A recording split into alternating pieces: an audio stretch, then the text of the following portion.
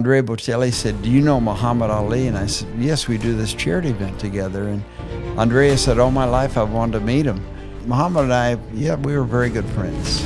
I like to say this, that I have learned nothing from success, nothing. I have learned from making mistakes, from failure, from setbacks, from disappointment. That's where my growth has come.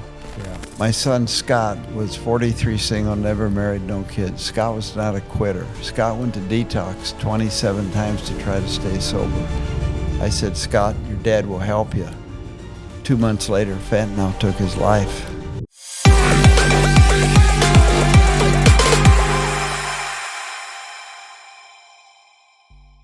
Welcome to Bending Over Backwards with James Adkins. I'm your host, Dr. James Adkins, where each week we take a deep dive into what it takes to break through barriers and change the game, whether that's in medicine, business, or life.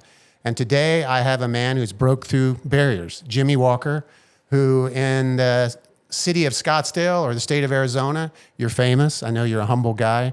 When I first moved here, I kept hearing your name and Fight Night and Phoenix Suns. So I was hearing your name in the philanthropic community. It's a pleasure to meet you. And I read your book recently. It's all about relationships, and it's an honor to have you here. Thank you. Thank you, James. It's a privilege to be here, and thank you for inviting me. You bet. You bet. So I know you come from the Midwest. You started out, your dad was in the insurance industry, and you moved here as a young man, and you ended up playing basketball here in high school, and you played basketball at ASU, and then you became kind of famous. You write insurance policies for the rich and famous athletes, and then you also have your celebrity fight night, which is, you're international. You're in Italy. You're here. And, I'd just love to hear more about that. I know you've given $100 million away to charity. That's not a small number. And tell me, the points along the way, how you got your start, Jimmy. Well, first of all, I'm not famous. My clients, many are famous. Okay. I'm not famous at all. I haven't. In this state, you are. People know who you are. No, I thank you. I just work with people well known. Okay. They're celebrities, and they've helped us raise a lot of money. And along the way, I've done some business with many of them. And I did go to Arizona State. My best friend in college was Reggie Jackson, and Reggie and I started a franchise called World Team Tennis in the league that is Phoenix Rackets. Okay. And I owned it for a while with Reggie, and he got out, and I stayed in it and signed Chris Evert. She was #1 in the world at the time. This was in the late 70s. And through that, I met Jerry Buss. Jerry owned the Los Angeles Strings, later the Los Angeles Lakers, and won about a dozen world championships. Yeah. And Jerry and I became very good friends. Jerry knew I was in the insurance business, and Jerry wanted Chrissy Evert on his team. She was #1 in the world. Chrissy played in our team 2 years, so Chrissy was going that direction, plus the fact she was going to Jimmy Connors, and he was on the team. That kind of made it easy for her to make that decision. And so Jerry ended up doing insurance with me, and I was blessed to write Magic, Kareem, James Worthy, and Jerry Buss, and life insurance programs. And then he introduced me to Don Sterling, who's the largest landlord in Beverly Hills. He had the Clippers, and we did Don's work. But along the way, I met a guy not very well known named Muhammad Ali. We were having dinner at the Forum Club. Jerry was with Sammy Davis and Muhammad, and I was Jerry's guest. And I said to myself, "James, I'm going to meet Muhammad before this game's over." And so I did, and I went up, introduced myself, and I explained to him that Muhammad, we have a mutual friend in Ernie Shavers. And he didn't say much. And I repeated it. He didn't say much again. And I said, "Muhammad, Ernie really loved you a lot." And Muhammad said, "If he loved me so much, why'd he hit me so hard?" They went 15 rounds in Madison Square Garden. And so from that came Celebrity Fight Night, and so the charity. But Muhammad and I, we were very good friends. So you started Celebrity Fight Night. What year was that? Your first? It was 1994. Okay. I was a limited partner in the Phoenix Suns, not a big owner, small owner, with Jerry Colangelo as general partner. And I called Charles Barkley one day, and I said, "Charles, why don't we do a charity event? Let's build a boxing ring at the ballroom at the Ritz-Carlton." And why don't you put on large, oversized gloves? We'll get Dan Marley, box Michael Carbajal, and we'll get some other guys. Well, Barkley right away was all over it. He says, I'm in. Let's do it. So we built a boxing ring. We did it about 3 years, and he boxed Phil Mickelson, Evander Holyfield, Tommy Lasorda, Sugar Ray Leonard, and then, but when I met Muhammad Ali, James, I said, hey, we got to expand. We got to go bigger than this. So that's when we started Celebrity Fight Night with Ali. And you took that to an international crossroads too, because you were in Rome. Were you in Florence and Rome, or was it just Rome that you had the? Well, we've been over there. We're doing our 6th event this year. And the way that started was at our event, we had Jennifer Lopez and Andrea Bocelli perform. And Andrea, after he was honored at Celebrity Fight Night, he asked if I'd bring it to Italy. He said, we got nothing like it. And I said, let's do it. In fact, I called, Jerry Colangelo was on our board. I called a couple board members, and they said, let's go for it. And so, yeah, now we've done 5, and we'll be doing our 6th event in September. And so as far as Rome was concerned, we had, right before COVID, one of the memorable events, we were in Rome at the Colosseum. And pretty difficult to put an event in the Colosseum. The seating isn't that great. Stone, you know, no cushions. So Andrea Bocelli sang. We had Elton John sing. Steven Tyler. That night we honored Sophia Loren, who lives in Rome. Wow. And a year before, we were in Florence, and we honored George Clooney and his wife Amal. Okay. So the 2 big names in Italy are the Pope and Bocelli. Yes, he is famous for sure. So you, one of the threads in your book that I love is just asking. That's one of the messages you give, Jimmy. Just the courage to just ask. I mean, right? That's a lot of businessmen. You got to be willing to walk up to people and talk to them, don't you? And you, didn't you meet Bocelli in a hotel or something? You just went up and Jerry asked? Colangelo's wife, Jerry and Joan, Nancy and I, my wife Nancy, we were at the Ritz-Carlton, New York. We're visiting, and Jerry says, Andrea Bocelli's at the elevator. And I said, excuse me, and I actually sprinted to the elevator. I got there and I held it up with my hand. He looked at me. He later thought it was a robber. And I said, Andrea, I gave him my name. I said, I do an event in Phoenix with David Foster, who most people know is a 16-time Grammy winner. He didn't say a word.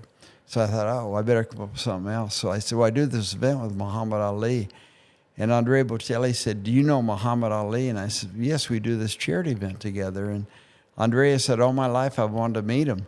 And I said, well, you're coming to Phoenix next week, which he was, for a concert. And I said, would you like to go out to his house and meet him? And he about lost it.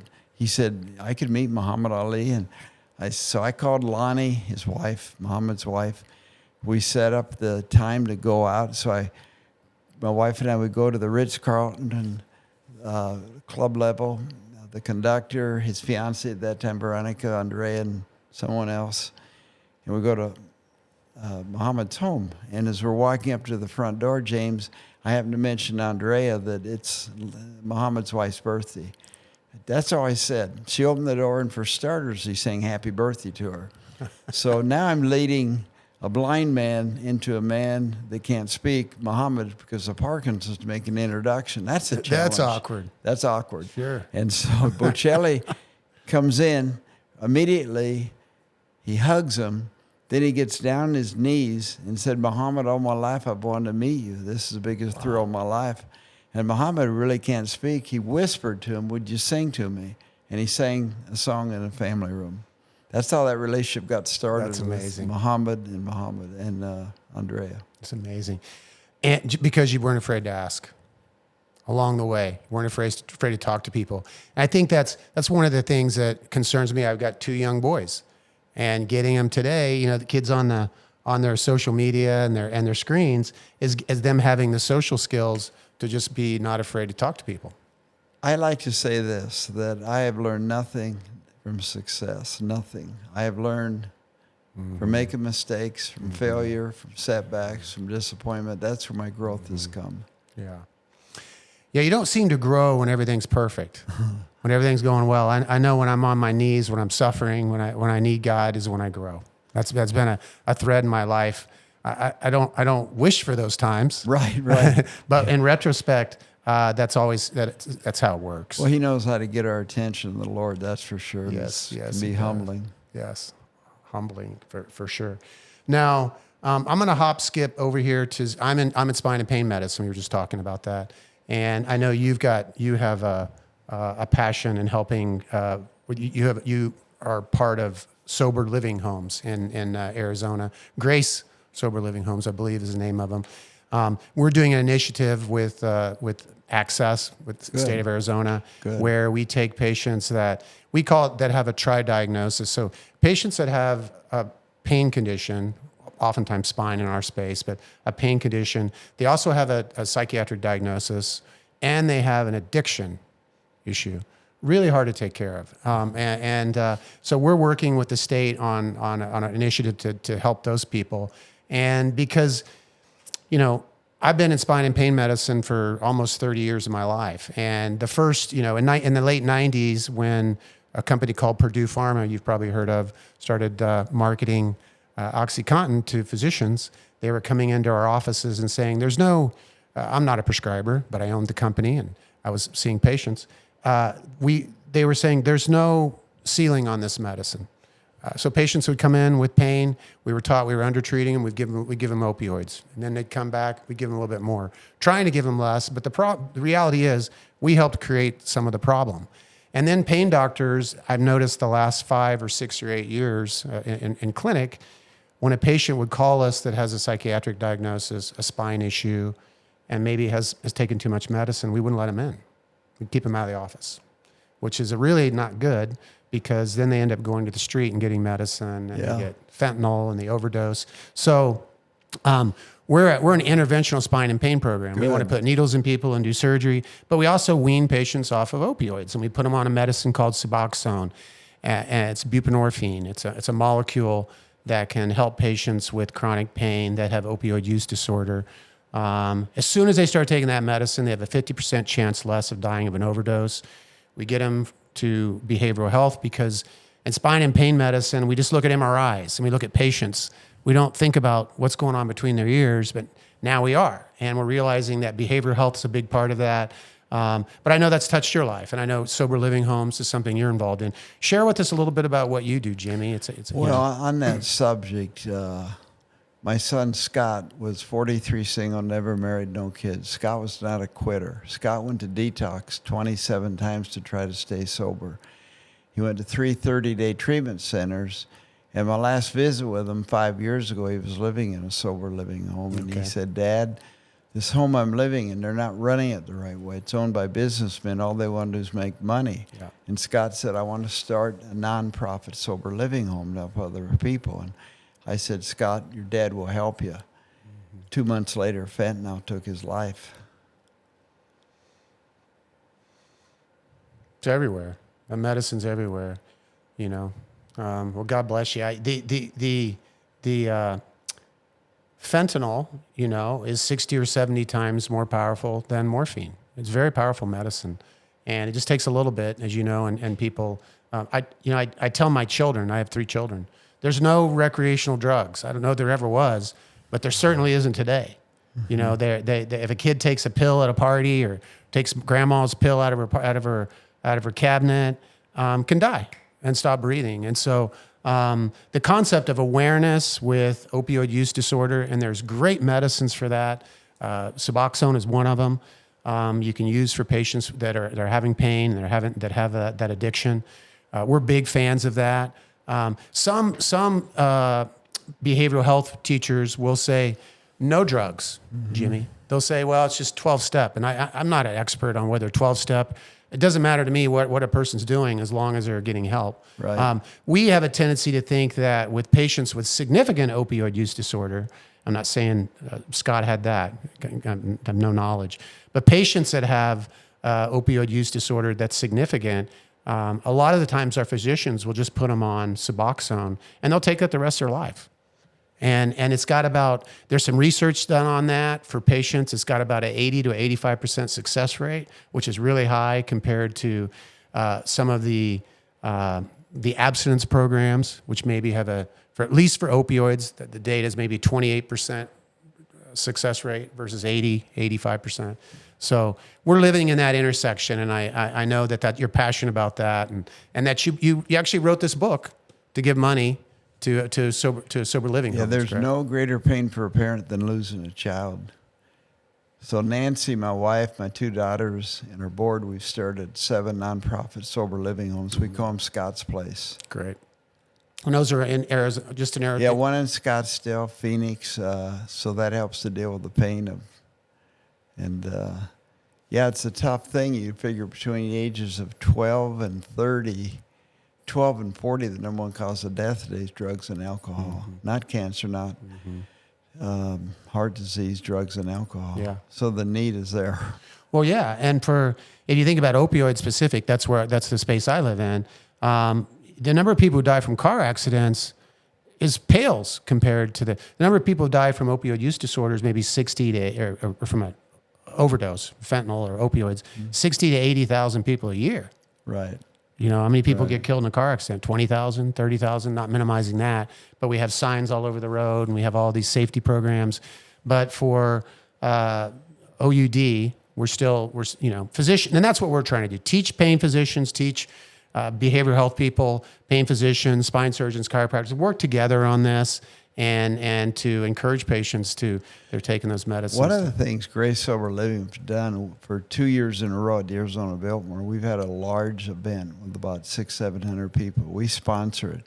We invite all the treatment centers, any sober living homes to come, and we'll have 4 or 5 speakers that are recovering, that are doing well in their recovery program.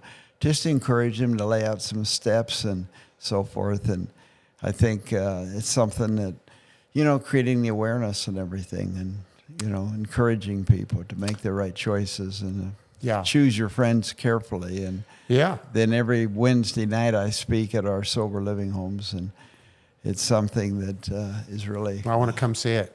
I want Yeah. to come visit for sure. Maybe I'll get our team down there. Thank you. So those are in town, and the name of there's Scott's Place, and it's called Grace Sober Living Homes. Okay, It's founded, right? okay. Because we're working now with, there's a facility in town. You maybe have heard of Aurora Hospital or De Novo. Those are behavioral health and hospitals that help patients with psychiatric and addiction issues. Crossroads and Meadows, and there's a lot of them. Yeah. Dr. Mike Sucher, I don't know if you know him. Know his He's name. worked with many doctors and, lawyers, doctors, highly educated people. Addiction is addiction. Oh, it crosses all socioeconomic levels. I mean, I can still remember asking a female, this is 20 years ago, asking a lady that was an attorney, that was dressed really well, just walking out of the exam room and saying, hey, I need to collect urine on you today. And she stops me and goes, you're going to find methamphetamines in my urine. I was shocked. Yeah. Like, this is a professional. Sure. You think she was running, well, she probably was running a company. So let me. I'm gonna hop skip again over here. I'm gonna take you back to being a little boy, because I again read your book, and you get out here and you're from the Midwest, and you just started your own insurance company you just started your own company, your own investment company right out of the gates, or did you work for somebody? Well, what I did, my father was in a business. Okay. And in college, it was I was 18 years old. And I had half the guys in the team had policies with me, and I just talked about a forced savings program, $10 a month, whatever. I mean, at that age, that's a big deal. And then Reggie introduced me to a lot of people. The Phoenix Suns came to town. Yeah. I started doing business with Jerry Colangelo and players on the team. And then one thing led to another, and the fact that today, now I'm 80, these are kids, these athletes. And by the way, when I was younger, I used to, James, sneak out of the house to go to parties. Now that I'm older, I sneak out of parties, go home. So that's reality. But I today still have about 100 professional athletes as clients, but I don't work that market anymore. I mean, they're kids. Sure. I'm 80. They're 20, 18. Well, you're looking good. Well, thank you. Cooper, this first-round draft pick's age 18. Yeah. Or maybe 17. Number one player. It's so, I mean, amazing. it's a different, but Today, I'm putting probably 80% of my time in nonprofits. Okay. And 20% in business. You're giving back. You're giving back. Well, the scripture, to much is given, much is expected. Mm-hmm. So I've been blessed more than I deserve, where I'm not worthy. But so my business partner is from New York, much smarter than I am, and only works with wealthy families and works with the J.P. Morgan and Goldman Sachs, and also has an office in Palm Beach. And he's got clients like Jack Nicklaus and John Whitehead, who's co-chairman of Goldman Sachs. And I mean, I got a lot of sports clients still. Michael Jordan's still my largest client. And I enjoyed it, but I'm not in that market. Today, the market is basically wealthy families, family offices where liquidity is needed, where life insurance presents a good solution for the right fit, Yeah. But everybody we contact, though, they've already done some good planning, and that's expected because we're working with successful people. Sure. Occasionally, someone's done nothing, but normally they got good people. But we don't manage money, but, I'm still in the insurance business. But fortunately, I got a good partner that is much smarter than me that does the heavy stuff. I just send them the clients, It's all relationships. Well, that's a thread in your book. It's all relationships. I guess. Long-term relationships. Yeah, I guess. And it takes some energy to support those. And I love again the thread of you got to give before. One of my mentors taught me that a long time ago. He said you got to give before you get, James. Yeah. And a lot of people get stuck in poverty because they don't realize you got to give before you get. And it is so true. Well, a lot of people do a lot more than I do. One of my favorite parties is every year for 45 years we've done a bicycle party for kids from the inner city. And with our friends, we've given away about 10,000 bicycles to kids from the inner city. Sure. And at Christmas, no way do they expect to get a brand new bicycle, but we do that. And then I love working at St. Vincent de Paul with the homeless. You're down there every Monday. I read that. Yeah. And I thought I carry these $5 gift cards to McDonald's, and I like to hand them out at the intersections and just let them know. First of all, I ask them, I tell them this is a $5 gift card at McDonald's, and they say thank you or something like that. And I said, what's your first name? Because nobody asks the homeless for their name. I mean, they like to hear their name. Everybody does. Yeah. And then I just say, don't give up. God loves you. Don't give up. And they always say something, and then I drive off. But I do this about 3 or 4 times.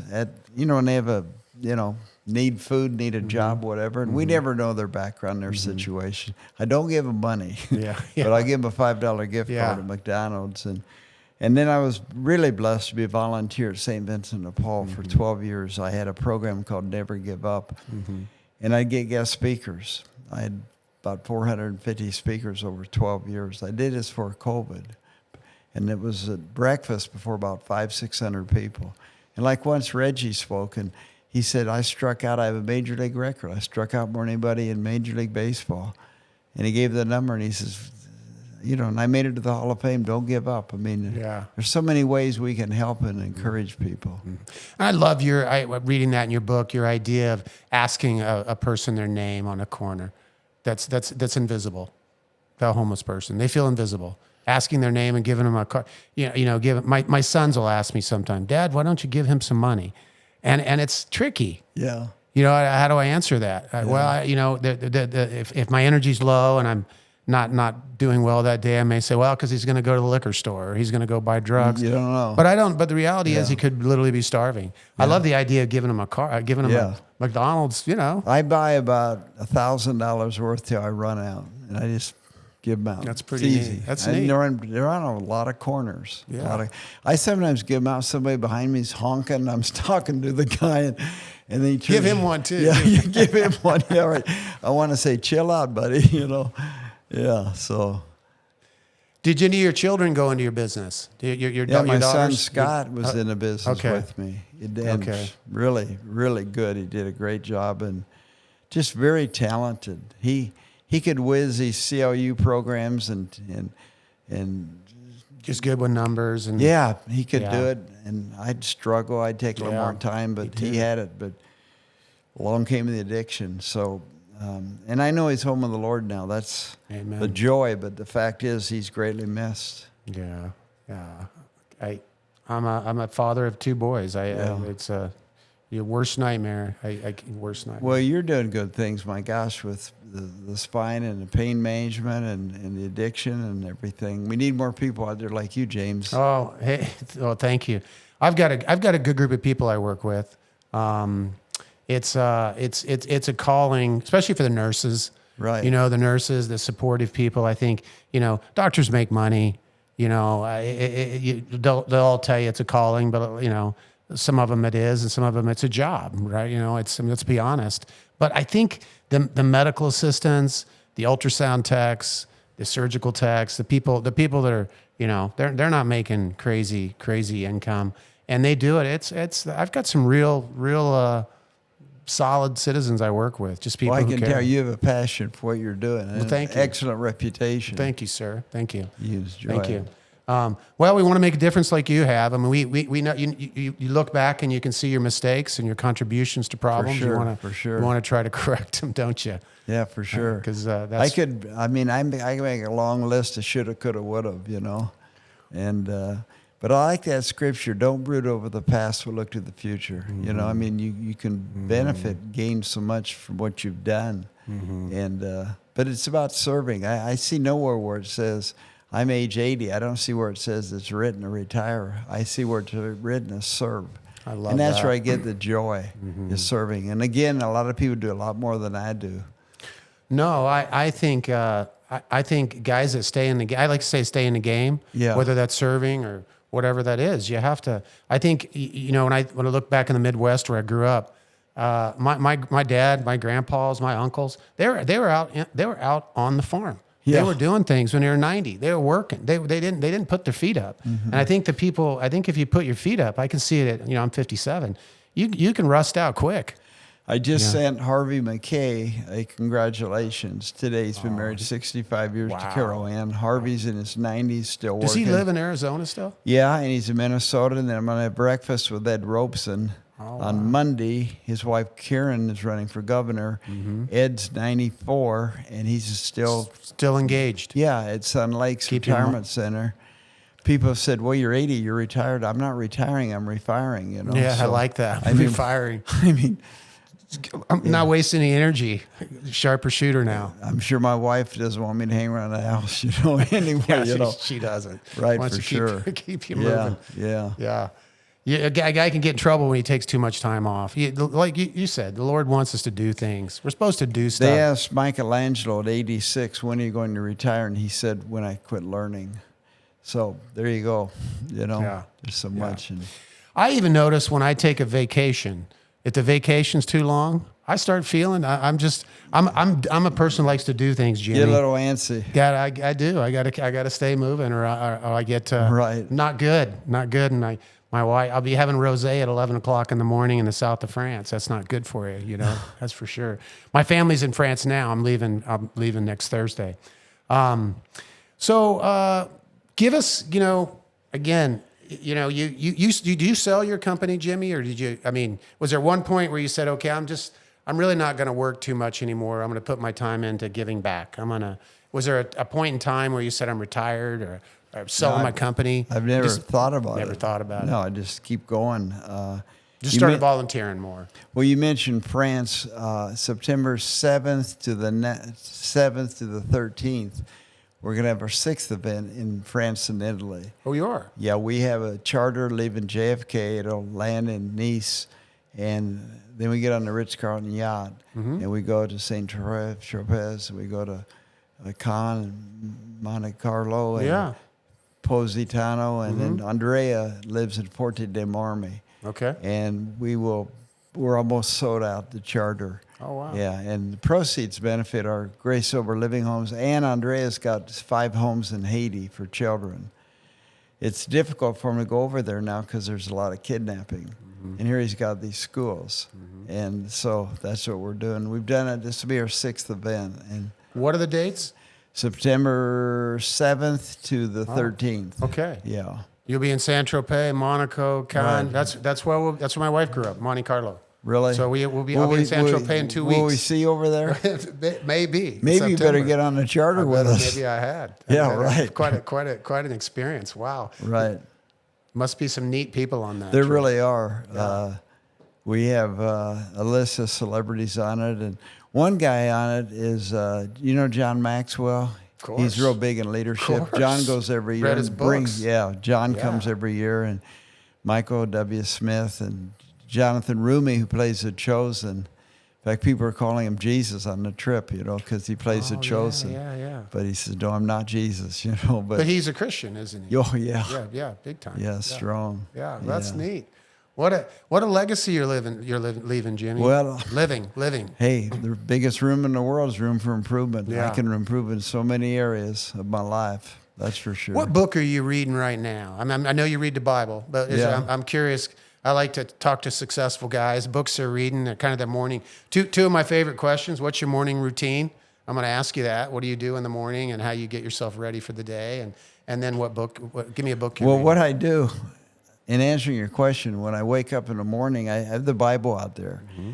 But I read the Wall Street Journal every day. I read the newspaper every day because I want to know what the world's up to. Mm-hmm. I read the Bible every day because I want to know what God's up to. Mm-hmm. And the Bible is more up to date than tomorrow's newspaper. Mm-hmm. So I do spend time in the morning, and then I get to the office. I don't spend a lot of time on it, but I do. And I like to read books that are going to help me, in some way. Me too. Everybody's got different interests and everything. So not a lot of fiction. You're reading nonfiction stuff. Yeah. Trying to help yourself, trying to grow. John Maxwell books and Harvey Mackay and on how to improve and I like to read stories about other people and biographies. Yeah, biography like that. Okay. And what about your morning? So your morning routine is in the Bible and it's reading the. I hit the Bible for a little bit and then I do my work. My wife doesn't usually like me to share what time I get up in the morning, but I do get up pretty early, 3 o'clock. I start at 3. But I try to go to bed at 8. I'm trying to get 7 hours. Mm-hmm. I've been doing Purdue on 6, but I'm trying to get 7. I get up at 3. The advantage of getting up early, there's no interruptions. Oh, yeah. But I have to be careful about not texting. I know the other day I texted Billy Crystal, and he said, "Jimmy, quit waking me up," Billy got his start impersonating Muhammad Ali in comedy. So Billy came to a lot of our events, and then he'd bring Robin Williams. I read his forward in your book. Robin was the funniest comedian, funniest guy I've ever met in my life. I remember once Scott came home from one of our charity events, and he said, "Dad, you're not going to believe this. I was in the bathroom at the Biltmore, and Robin, he's got a roll of toilet paper saying I'm Joe Montana, and I'm hiking toilet paper, and he's throwing passes toilet paper in the bathroom. Yeah, getting up a football game, and Robin just was so funny. But it's I found the country people like Reba. She did our event for 16 years, and she's always gone to Italy with us, and we've had Garth Brooks, Kelly Underwood, Kelly Clarkson. Blake Shelton. Mm-hmm. I found the country people are very humble. They're really grounded. Mm-hmm. I know you're Kansas, and that's pretty good. I grew up with country and Western music. We were, my family were cattle ranchers and blue-collar cowboys. Yeah, I grew up with that.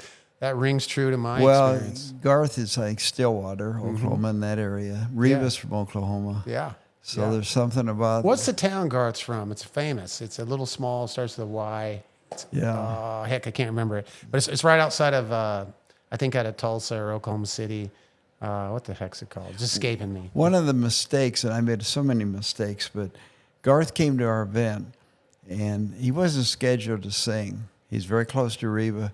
And so some guy came up to me and said, "Why don't you get Garth Brooks up there on the stage to sing?" And, of course, I wanted him to. And so I got the message to Garth to sing, the announcer and everything. He got up and sang Friends, and later I found out he wasn't happy about it. I apologized, and I wrote him a letter. He wrote me the nicest letter. He said, "Don't worry about it, blah, blah, blah." And I remember another mistake. I had Rod Stewart was expected to be on at 9 o'clock, and it's 10. And he is upset, ready to leave. And so, you promise these guys something, you got to deliver. So Celebrities expect a lot, don't they? high maintenance, high They maintenance. are. Oh They my are. gosh. And you were humble in your book talking about your experience, the mistakes you'd made. Yeah. Yeah. Who would surprise you at how kind they are as a celebrity? Would you say just humble and kind? Well, I won't get political. Okay. Because I'm not for the left wing or the right wing. Okay. I'm for the whole bird. I'm Okay. for America. Okay. But when Donald Trump came, when we honored him about 15 years ago when he was doing The Apprentice, he couldn't have been nicer. I mean, going around the room, meeting people, staying the whole time. And I'll never forget it because Billy Crystal, I was at the World Series, Diamondbacks, Yankees, and I saw Billy and Donald going up to Steinbrenner's suite. So, and Billy's one of my insurance clients and close friend. And he and Janice been married about 40-some years. So I called Billy. This is 15 years ago. Nobody dreamed he'd be president. In fact, I did not put him in my book, Relationships, because he's so controversial. Yeah, you have a dinner party, and Donald can wreck it. If you bring his name up, half of them love him, half of them people want you to leave. throw you out the That's so backyard. So this is before he came president. And so I said, Billy, what if we honored Donald Trump at Celebrity Fight Night? So Billy said, fine, great idea. And I said, well, I met him once at Celebrity Golf Tournament, but he doesn't know me. So I said, will you call him? So he calls Donald. And Donald immediately said, I'd love to come to my heroes, Muhammad Ali. I'd like to have him. If he wants to honor me, of course. So then Billy says, you need to call him. He gives me his cell phone. So I called Donald. And the first question he asked me, James, he says, about your charity event with Muhammad Ali, tell me, do you have good-looking girls there? And I said, Donald, great question. Yes, we do. You're going to be sitting next to one. Her name's Nancy. It's my wife. I didn't know what else to say. It just came natural. But they had a great time.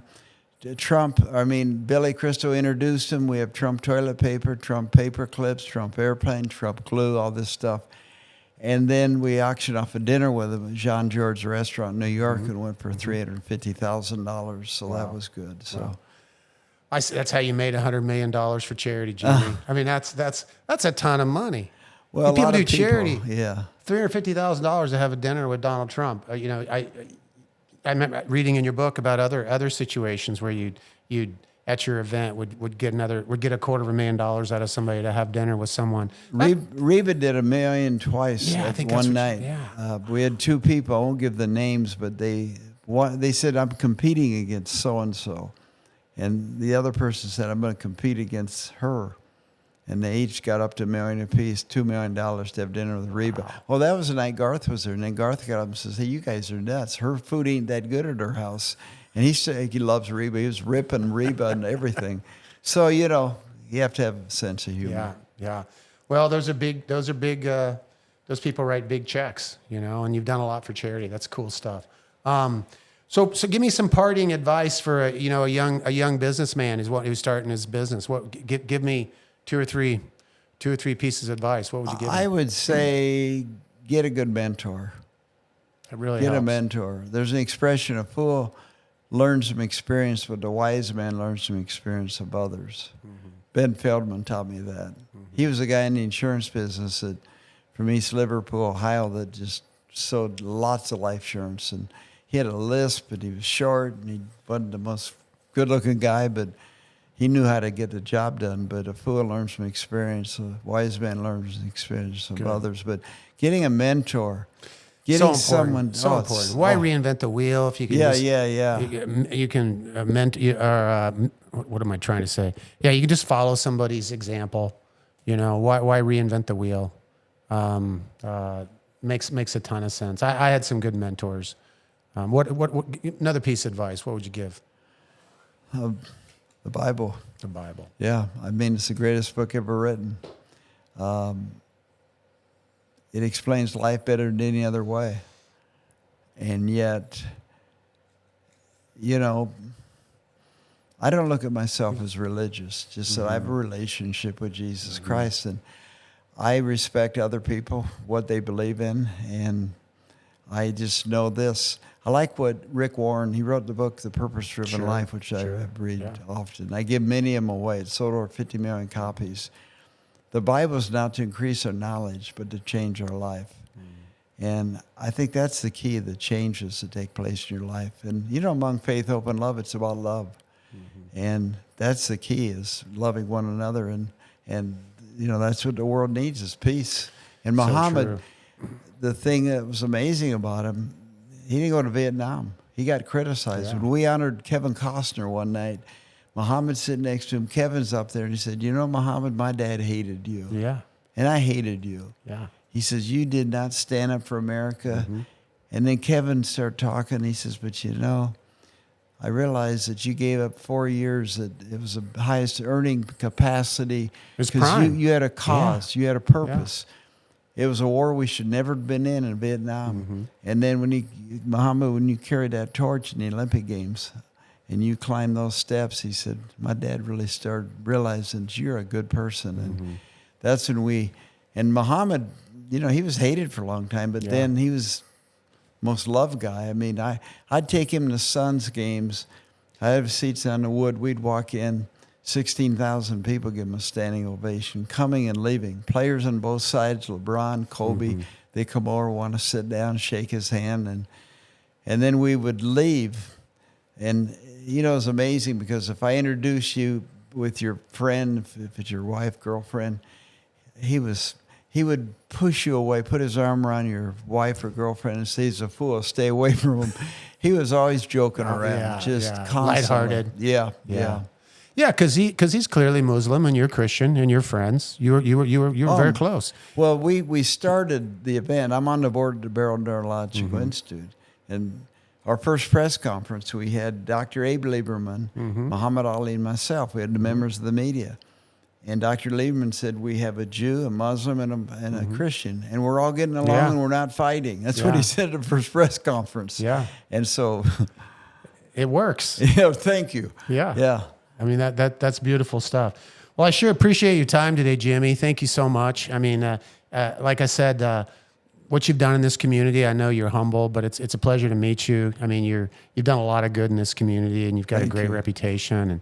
And thanks for taking time for me today on my podcast. Thank you, James. Yeah. It's an honor to be here, because I've always known about yourself and your reputation. Oh, well, hey, that means a lot coming from you. You never brag about being humble. Be humble or you'll stumble, My final thing I'll say, we're talking boxing. You remember Don King, right? Yeah, of course. The boxing promoter. Yeah. Don King said, I'm the greatest boxing promoter in the history of the sport.